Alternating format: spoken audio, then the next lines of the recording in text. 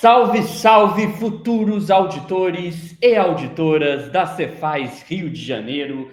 Meu nome é Estevão Salles, eu sou professor de economia aqui da Escola Discursivas, nossa querida EDD. Eu também sou auditor do Tribunal de Contas, já fui aprovado em 5 concursos, então já fui concurseiro que nem vocês. E é uma honra muito grande estar aqui com vocês para a nossa primeira aula de resolução de questões objetivas de economia. Então, sem mais delongas, eu já vou começar a compartilhar com vocês aqui os nossos slides. Hoje nós temos uma aula de resolução de 10 questões objetivas de microeconomia. O tema dessas questões foi tirado direto do edital de vocês, tá? Então, essa é uma aula personalizada para a Cefaz Rio de Janeiro. Cada uma dessas questões equivale a um dos itens lá no teu edital. Ah, professor, mas eu detesto microeconomia, eu acho micro chato, eu gosto mais de macroeconomia. Olha, gente, eu já ouvi essa frase várias vezes. Eu sei que micro é uma matéria muitas vezes detestada, mas vamos olhar pelo lado positivo. Que bom que micro é detestada, porque assim seus concorrentes vão negligenciar a microeconomia e você, aluno, aluna da EDD, vai gabaritar essa prova de microeconomia, vai ter uma enorme vantagem competitiva rumo à tua aprovação. Então, simbora, primeira questão aqui de microeconomia, sobre a taxa marginal de substituição ao longo de uma curva de diferença. É correto afirmar que a TMS é constante em qualquer ponto da curva de indiferença. B. A TMS mede a disponibilidade do produtor em substituir um insumo por outro. C. A TMS representa a taxa de troca entre dois bens que mantém o consumidor no mesmo nível de utilidade. D. A TMS se torna nula quando o consumidor aumenta o consumo de apenas um dos bens. E E. A TMS cresce à medida que o consumidor consome mais de um bem específico. Gente, toda questão objetiva tem uma informação chave que você precisa saber para resolver essa questão, e eu trago aqui para vocês essa informação chave. Então, aqui você precisava de entender corretamente o conceito de TMS, taxa marginal de substituição, e não confundir com a taxa técnica de substituição, que é lá da teoria do produtor, tá? Não vamos confundir as coisas. Aqui nós estamos falando de teoria do consumidor. Então, relembrando nossas aulas de microeconomia, o que é TMS? A TMS ela representa a taxa de troca entre dois bens que mantém o consumidor no mesmo nível de utilidade. Isso é, eu tenho uma cesta com dois bens, né? Suponhamos o bem X e o bem Y, e eu quero saber o seguinte: se eu reduzo um pouco o consumo de um bem, mas aumento do outro, como que eu faço isso de forma a manter a mesma utilidade? Tá? Então, a TMS ela representa essa taxa de troca. Quanto que eu tenho que abrir mão de um bem para receber outro bem, de modo a manter a mesma utilidade. Tá? Então, ou seja, é o quanto do bem Y o consumidor está disposto a abrir mão para consumir uma unidade a mais do bem X, mantendo a sua utilidade constante. E lembrando que a curva de diferença é justamente o conjunto desses pontos de troca, tá? Outra coisa que não está escrita aqui, mas vale a pena lembrar, a TMS, ela também equivale à inclinação da curva de indiferença ao longo de cada um dos pontos da curva de diferença. E eu digo isso porque é óbvio que se você tiver uma curva, a sua inclinação ela pode variar à medida que variam as quantidades. Então agora fica bem mais fácil resolver essa questão. Vamos olhar aqui, ó, ver se o que a gente acabou de falar não é exatamente o que está no item C. Item C. A taxa marginal de substituição representa a taxa de troca entre dois bens que mantém o consumidor no mesmo nível de utilidade. Show de bola. Essa é a resposta correta, é o que a gente acabou de falar. Vamos ver por que as outras estão erradas. A diz que a TMS é constante em qualquer ponto. Não é verdade. Eu acabei de falar que se a TMS for uma curva mesmo e não uma reta, você pode ter uma mudança de inclinação. E a TMS equivale a essa inclinação que está mudando no caso de uma curva. Então está errada a A. Olha só, olha aqui a maldade da letra B, que pegadinha. A TMS mede a disponibilidade do produtor em substituir um insumo por outro. Ele está confundindo aqui TMS com a taxa técnica de substituição, porque a teoria do consumidor e a teoria do produtor, elas são parecidas em alguns pontos, elas são análogas. Enquanto a teoria do consumidor, você tem lá as suas curvas de indiferença e a TMS, Na teoria do produtor, você tem a taxa técnica de substituição, também chamada de taxa marginal técnica de substituição, tá? TMT ou TMST, tá? Que mede a inclinação lá da isoquanta. Mas aqui a gente está falando de consumidores. Taxa marginal de substituição, TMS, é teoria do consumidor, tá? Então, esse item B está errado. Daria certo se tivesse escrito assim, a taxa técnica de substituição. Mas isso aqui, TMS, não tem nada a ver com produtor, TMS é consumidor, está errado. Na letra D, a TMS se torna nula, isso está totalmente errado. Por que a TMS se tornaria nula? Tá? Já está errado aí. E a letra E, a TMS cresce à medida que o consumidor consome mais de um bem específico? Não, isso não é verdade. Não necessariamente, tá? Gabarito letra C. Bora para a próxima, então. Sobre os bens de Giffen, assinale a alternativa correta. Olha aí uma questão que gera bastante dúvida, esse tema dos bens de Giffen. Você lembra o que é um bem de Giffen? Vamos lá. A. São bens em que o efeito de substituição domina, de modo que o consumo aumenta quando o preço se eleva. B. São bens em que o efeito de substituição e o efeito renda se anulam, resultando em um consumo constante. C. São bens em que o efeito renda e o efeito de substituição se reforçam, levando a maior consumo quando o preço diminui. D. São bens em que o efeito renda negativo domina o efeito de substituição, resultando em um aumento do consumo quando o preço sobe. Ou letra E, são bens em que o efeito de substituição é zero, não havendo variação de consumo devido a mudanças de preço. Então, pessoal, primeiro a gente tem que lembrar, para entender o que são bens de Giffen, tá? Nós temos que lembrar o que é efeito renda e o que é efeito substituição, tá? Imagina que você tem dois bens, o bem A e o bem B, tá? O que acontece se um dos bens fica mais barato? Vamos supor que o preço do bem A diminui. Quando o preço do bem A diminui, o meu poder de compra aumenta. Porque se está mais barato aquele bem, eu consigo comprar mais unidades. Né? Pensa assim, eu poderia perguntar, se uma bicicleta custa R$800, quantas bicicletas eu consigo comprar com o meu salário? Poderia fazer essa pergunta. Mas se a bicicleta fica mais barata, agora a bicicleta está em promoção, ao invés de R$800, a bicicleta está custando 400, então meu poder de compra aumentou. Eu agora, com o mesmo salário, consigo comprar mais bicicletas. Então, o efeito renda é isso. Quando você tem uma alteração de preço de um dos bens, o seu poder de compra aumenta. Então, é como se a sua renda estivesse aumentando. Veja que minha renda não aumentou mesmo. O meu salário continua sendo o mesmo em reais. Mas como meu poder de compra aumentou, eu consigo comprar mais bicicletas. É mais ou menos análogo como se minha renda tivesse aumentado. Daí, efeito renda. Tá?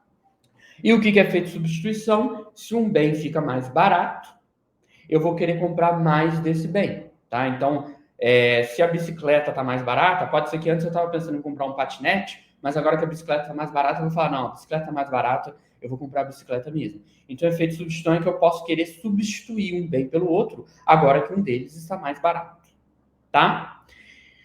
Então, vamos lá. Os bens de Giffen, gente, olha só, bem de Giffen é muito raro no mundo real. O bem de Giffen ele é como se fosse uma especulação teórica dos economistas, é uma curiosidade teórica. Mas decora isso. Os bens de Giffen são uma exceção à lei de demanda. Como assim, professor, uma exceção à lei da demanda? É que, geralmente, o que a lei de demanda diz? A lei da demanda, ela diz que se o preço subir, as pessoas vão consumir menos. Não é isso que a lei da demanda diz? Quando você tem aquela curva de demanda descendente, ela está querendo dizer o seguinte: quando o preço sobe, a quantidade demandada diminui. Isso é o normal. Mas no bem de Giffen acontece o contrário. No bem de Giffen, quando o preço sobe, a quantidade demandada também sobe. Tá? Vamos entender por quê? É porque no bem de Giffen, o efeito renda negativo domina o efeito substituição positivo, tá? Ou seja, o efeito renda, ele é tão grande, mas tão grande, ele mexe tanto com o seu poder de compra, que ele afeta mais a decisão do consumidor do que o efeito substituição positivo. De modo que o consumo aumenta quando o preço sobe. Ou seja, é algo contraintuitivo, tá? Por isso que o bem de Giffen é a exceção da exceção. O bem de Giffen ele é um bem inferior, mas ele não é um bem inferior qualquer, ele é um bem muito, muito inferior. Ele é tão bem inferior que o efeito renda suplanta o efeito substituição. Isso ocorre geralmente com bens inferiores de consumo básico e sem substitutos próximos, tá? É um bem muito, muito inferior. Então, agora a gente consegue responder a questão. Olha aqui a letra D. São bens em que o efeito renda negativo domina o efeito substituição, resultando em um aumento do consumo quando o preço sobe. Sim. Quando ele diz que domina o efeito substituição, eu poderia também usar o verbo suplantar. Eu poderia dizer que suplanta o efeito substituição, no sentido que o efeito renda é maior em módulo do que o efeito substituição. O que resulta a um aumento do consumo quando o preço sobe. Tá vendo como é contraintuitivo? Vai contra o que você espera da demanda, tá? O consumo aumenta quando o preço sobe. Já os outros itens estão errados, né? A letra A está errada porque diz que o efeito substituição domina, é o contrário, é o efeito renda que domina. A letra B está errada porque diz que os dois efeitos se anulam, não é verdade. O efeito renda é maior do que o efeito substituição. Dizer que eles se reforçam não é verdade, tá? Porque eles são em direções diferentes, tá? Não tem como dizer que eles se reforçam. Um é negativo, outro é positivo. E dizer que o efeito substituição é zero também não tem nada a ver. Então, próxima questão. Questão sobre elasticidade, né? O CESP adora elasticidade. Considere um bem com elasticidade de preço de demanda igual a menos 2. Se o preço do bem aumenta em 10%, podemos dizer aproximadamente que a quantidade demandada, o que vai acontecer com a quantidade demandada? Vai aumentar em 20%? Vai permanecer inalterada? Vai diminuir em 2%? Vai diminuir em 20%? Vai diminuir em 10%? O que a gente tem que saber aqui? Vamos relembrar, né? O que é elasticidade de preço da demanda? Você lembra? A elasticidade de preço da demanda mede a variação percentual na quantidade demandada de um bem em resposta a uma variação percentual em seu preço. No caso, uma elasticidade de preço da demanda igual a menos 2 significa o quê? Significa que para cada 1% de aumento no preço, a quantidade demandada cai 2%. Veja que você sabe, né, pela lei da demanda, você sabe que se o preço aumenta, a quantidade demandada cai. Mas a elasticidade, ela quer medir o quanto. O economista não quer só dizer que a demanda caiu, o economista ele quer medir, ele quer dizer, não, mas quanto? Vamos mensurar o quanto que a demanda caiu, tá? Então, voltando aqui no enunciado, ele diz que o preço aumentou 10%. Se o preço aumentou 10%, vamos multiplicar isso por menos 2, que é a elasticidade que nos foi dada. Logo, nosso resultado, menos 2 vezes 10%, nosso resultado é menos 20%. Esse menos significa uma diminuição. Menos 20%, logo a quantidade diminui 20%. Show de bola! Então a resposta correta é a letra D, diminuirá em 20%. Todos os outros itens, obviamente, estão errados. Quando diz que aumenta, que permanece inalterada ou não atinge, né, não está correto no valor de 20%. Próxima questão. Simbora. Qual das alternativas a seguir não corresponde a um fator que possa explicar a existência de rendimentos crescentes de escala em uma firma? Ele perguntou qual das alternativas não corresponde. Então, aqui você tem várias alternativas que correspondem a rendimentos crescentes de escala, mas ele está perguntando qual dessas alternativas não corresponde a um rendimento crescente de escala. Então, vamos lembrar, o que é um rendimento crescente de escala? O rendimento crescente de escala ocorre quando o aumento proporcional de todos os insumos resulta em um aumento mais que proporcional da produção. Então, imagina que eu aumento todos os insumos, tá? Aumento número de trabalhadores, número de maquinário, né? Aumento todos os meus insumos em 10%, hipoteticamente aqui. Suponhamos que eu aumentei todos os insumos em 10%, então aumentei capital em 10%, aumentei trabalhadores em 10%, e suponhamos que a produção total aumente em 20%. Ou seja, ela aumentou mais do que proporcionalmente ao aumento dos insumos. Por isso que é um rendimento crescente de escala. Tá? Acontece que a alternativa C, vamos lembrar da alternativa C? A alternativa C ela fala de dificuldades crescentes de coordenação e controle em grandes estruturas produtivas. A alternativa C, ela está falando que quando a estrutura produtiva é muito grande, ou seja, quando a quantidade produzida é muito grande, isso gera dificuldades de coordenação e controle. Né? Tipo assim, é mais difícil coordenar, administrar uma mega fábrica, né, uma empresa gigantesca, do que uma microempresa. Então, aqui, a alternativa C, ela está falando de um fator que leva a rendimentos decrescentes de escala. Rendimentos decrescentes de escala é quando você aumenta todos os insumos, tá? E a produção, ela aumenta menos do que proporcionalmente. Seria tipo assim, imagina que eu aumento todos os insumos em 10%, mas a produção total só aumentou em 5%. Ou seja, a produção total aumentou menos que proporcionalmente. Isso seria um rendimento decrescente de escala e não crescente. Já todas as demais opções, né, a alternativa A, B, D, E, eles são causas típicas, né, típicas de rendimentos crescentes de escala, com especialização em economias de escala. Então vamos lá. A gente tem que achar a alternativa que não corresponde a um rendimento crescente de escala. Então, a alternativa A, aprendizado e especialização da mão de obra, isso leva a rendimentos crescentes de escala. Se você tem aprendizado e especialização da mão de obra, à medida que você vai aumentando a produção, a produtividade do trabalhador vai ser cada vez maior. Então, não é essa. Ganhos de eficiência com a divisão do trabalho e uso da tecnologia. Isso aí é rendimento crescente de escala. Isso aí significa que à medida que você for produzindo mais, você vai ter, né, uma eficiência cada vez maior. Já a letra C, como a gente já disse, dificuldades crescentes de coordenação e controle em grandes estruturas produtivas. Isso daí seria não um rendimento crescente de escala, mas um rendimento decrescente de escala. Então, essa é a única alternativa que não corresponde a um fator de rendimento crescente de escala. Então, é essa daí que você marcaria. Já a letra D, economia na aquisição de insumos ao comprar em grandes quantidades, rendimentos crescentes de escala, porque ele está dizendo que a coisa melhora quando você aumenta a quantidade. Letra E, maior eficiência com a difusão de custos por um volume maior de produção. Ele está dizendo que aumentou o volume de produção e você tem mais eficiência. Isso é rendimento crescente de escala, tá? Então, pessoal, próxima questão. Considere a relação entre o custo marginal e o custo médio total, tá? Relação, estamos falando agora sobre teoria da produção, teoria dos custos, né, na produção. Quando o custo marginal se encontra abaixo do custo médio, o que acontece com o custo médio? Ele diminui, pois cada unidade adicional está custando menos que o custo médio até então?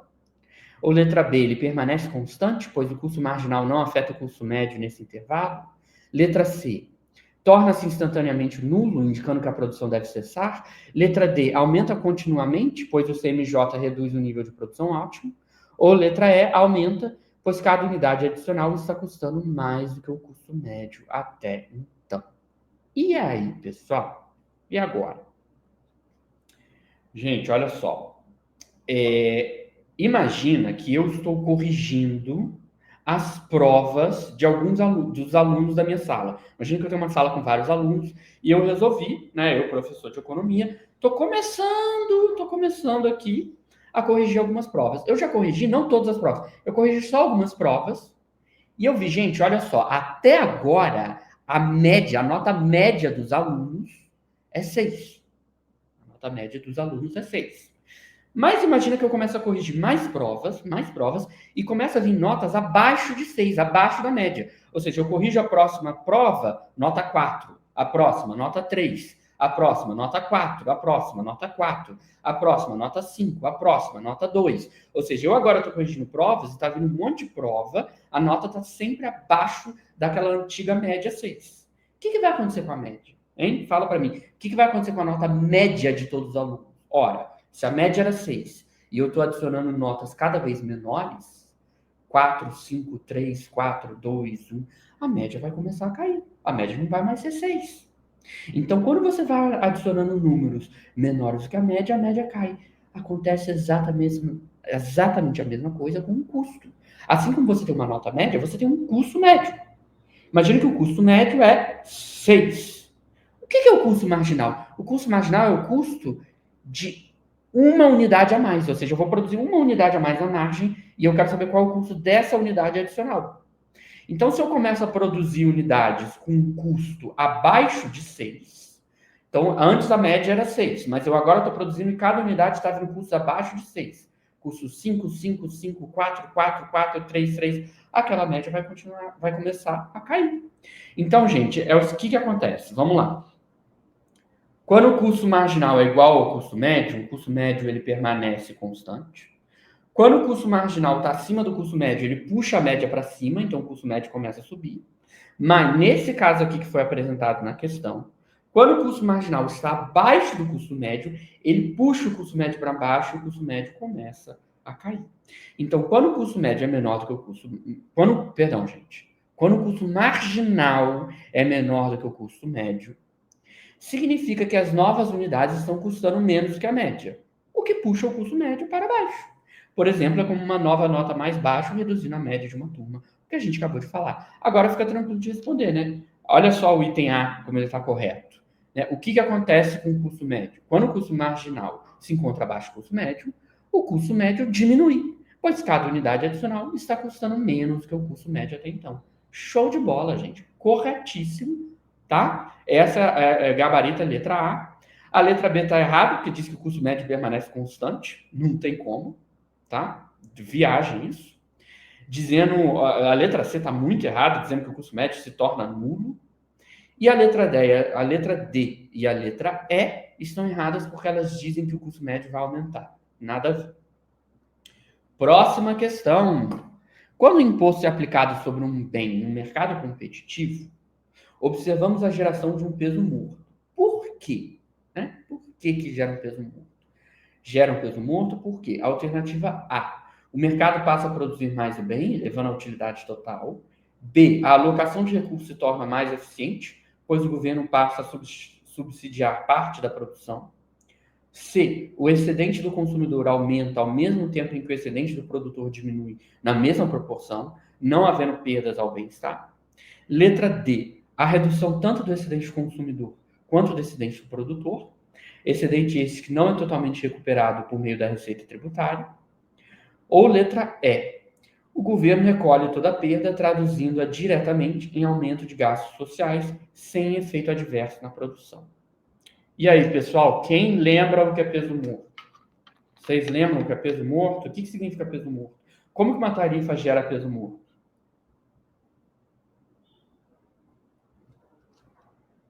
Vamos ver aqui. O peso morto ele representa a perda do bem-estar social, que não é compensada pela arrecadação do governo. Tanto o excedente do consumidor quanto do produtor diminui e parte dessa perda não é recuperada via tributos. Ou seja, você aplicou um tributo, isso aumenta o preço, né? Geralmente aquele bem vai ficar mais caro, porque você aumentou a tributação. Ele ficando mais caro, as pessoas vão consumir uma quantidade menor, porque se você aumenta o preço, a quantidade demandada cai. Então, isso reduz o excedente do consumidor e também reduz o excedente do produtor. Então, você tem aqui uma diminuição na utilidade total, porque você reduziu tanto o excedente do consumidor quanto o produtor. Só que essa redução no bem-estar social não é totalmente compensada pelo fato de que o governo vai ter uma arrecadação maior. É lógico que se aumentar a tarifa, vai aumentar a arrecadação do governo. Mas a queda no bem-estar por causa da diminuição do excedente do consumidor e o excedente do produtor não é compensada pelo aumento da arrecadação do governo. Isso gera um peso mútuo. Então, a alternativa correta é a letra D. Olha só, vê se não é exatamente o que a gente falou. Olha aqui. Letra D.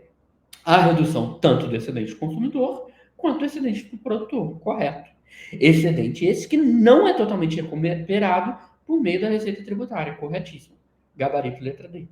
Tá? A letra A está errada porque diz que eleva a utilidade total. A letra B está errada porque diz que a alocação de recursos se torna mais eficiente. Não, ela se torna menos eficiente. Letra C está errado porque diz que o excedente do consumidor aumenta. Como assim? Se aumentou a tributação, você acha que o bem-estar do consumidor vai aumentar? Que consumidor gosta de aumento dos impostos? Você já viu alguém falando, nossa, eu estou super feliz que aumentou os impostos sobre a gasolina, né? Ninguém vai falar isso. Pelo menos o consumidor não, a menos que você esteja vendendo gasolina. Se você é consumidor de gasolina, você não quer que aumente a tributação, não. E a letra E está errado porque diz que o governo recolhe toda a perda. Não, não é verdade, tá? Nós já vimos por que não. Então, próxima questão. Uma alocação de recursos é considerado um ótimo de Pareto quando, letra A, todos os indivíduos atingem necessariamente o mesmo nível de utilidade ou bem-estar. Letra B, não é possível melhorar a situação de um indivíduo sem piorar a de pelo menos um outro indivíduo. Letra C, a renda total é distribuída de maneira igual entre todos os agentes econômicos. Letra D, o governo controla todos os preços e quantidades, garantindo que não haja perdas de bem-estar. Ou, letra E, a quantidade produzida de todos os bens excede as necessidades de cada consumidor. Pessoal, quem lembra o que é um ótimo de Pareto? Você lembra?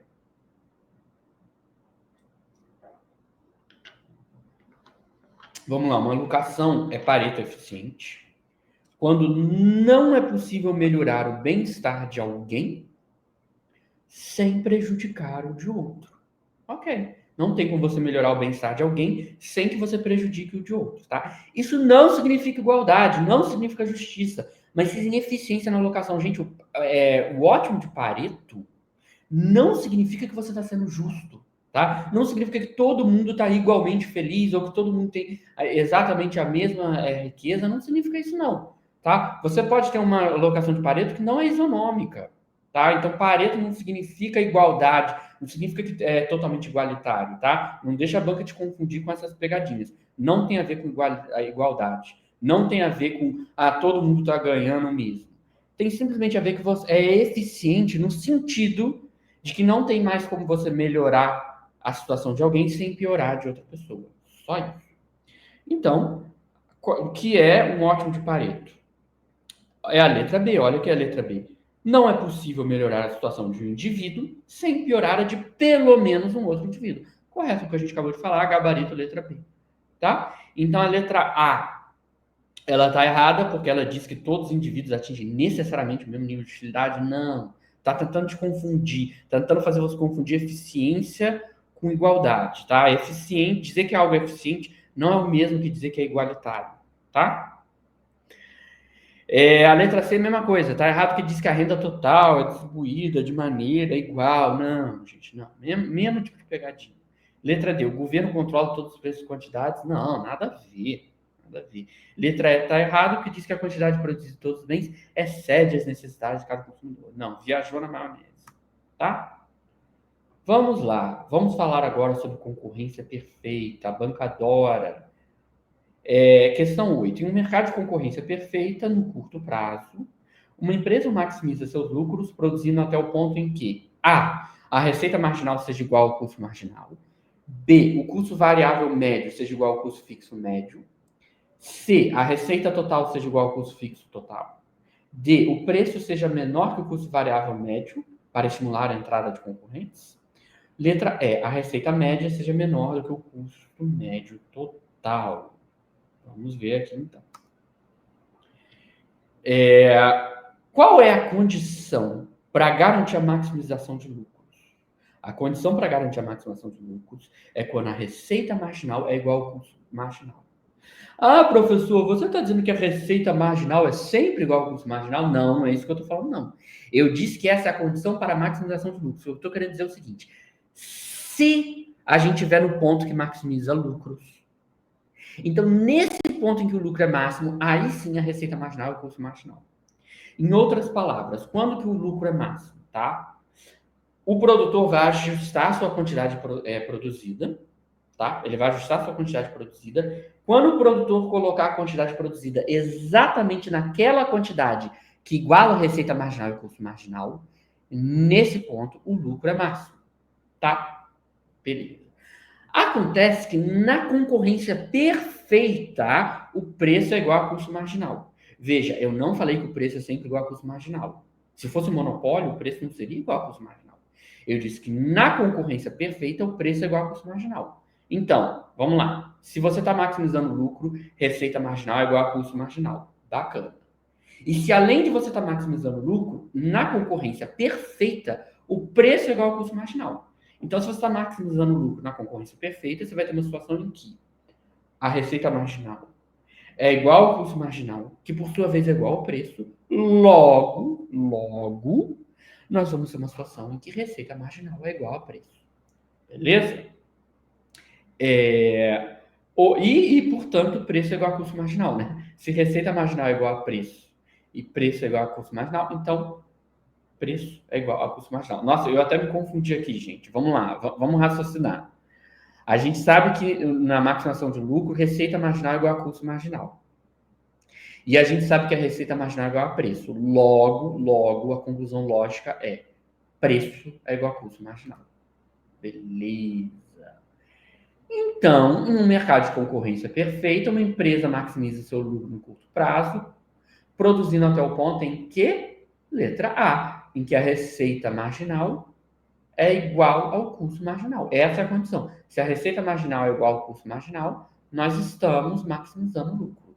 Todas as outras alternativas estão erradas porque elas falam de outras variáveis que não determinam. A definição é, você maximiza o seu lucro quando? Quando a receita marginal é igual ao custo marginal. Tá? Então a B está errada porque ela traz custo variável médio, custo fixo médio. A letra C está errada porque ela traz receita total, custo fixo total. A letra D traz custo variável médio e a letra E traz receita média. Tá? Então gabarito, letra A. Agora vamos falar no monopólio. Em monopólio, em relação à receita marginal e o preço do produto, podemos afirmar que letra A, receita marginal e preço são iguais, pois o monopolista é sempre tomador de preço.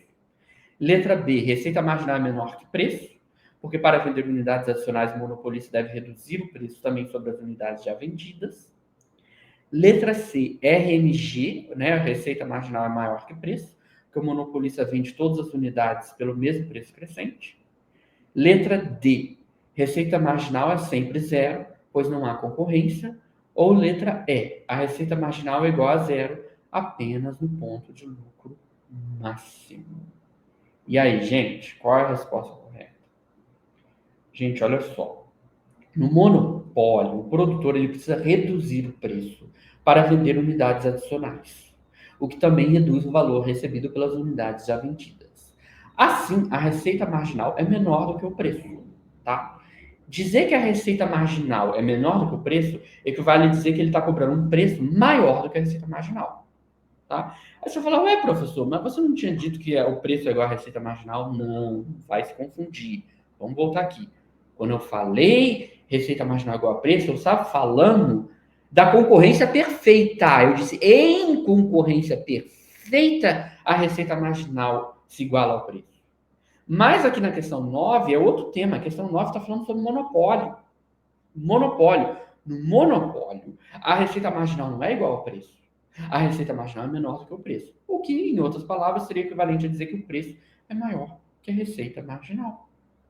Beleza? Show de bola. Show de bola. Então, significa, né, que o preço é maior que a receita marginal no monopólio. Pensa assim, o monopolista, ele pode cobrar um preço maior do que a receita marginal. Então, a alternativa correta é a B. A receita marginal é menor do que o preço. Sim, correto. No monopólio, a receita marginal é menor do que o preço. Ou seja, em outras palavras, o monopolista pode cobrar um preço maior do que a receita marginal. Porque para vender unidades adicionais, o monopolista deve reduzir o preço também sobre as unidades já vendidas. Show. Show. A letra A está errado porque diz que receita marginal e P são iguais. Não, eles são iguais na concorrência. Esse negócio de dizer que o monopolista é sempre tomador de preço está errado. Tomador de preço é lá na concorrência perfeita, não aqui que é monopólio, tá? Letra C está errada porque diz que a receita marginal é maior que o preço, é o contrário, tá? A receita marginal é menor que o preço. Letra D e E estão erradas porque ambas falam que RMG é sempre zero, ou é igual a zero, tá errado, tá, gente? Viajou na maionese. E a última questão, nossa última questão, para terminar aqui nossa aula de microeconomia. Quando as poucas empresas de um oligopólio conseguem formar um cartel ou coludir efetivamente, a tendência é que A. Pratiquem preço idêntico aos da concorrência perfeita, garantindo a alocação eficiente. Letra B. A quantidade total ofertada seja maior do que no caso da concorrência perfeita. Letra C. As firmas fixem preços abaixo do custo marginal para aumentar a fatia de mercado. Letra D. Não haja qualquer impacto sobre a produção ou sobre o preço de mercado.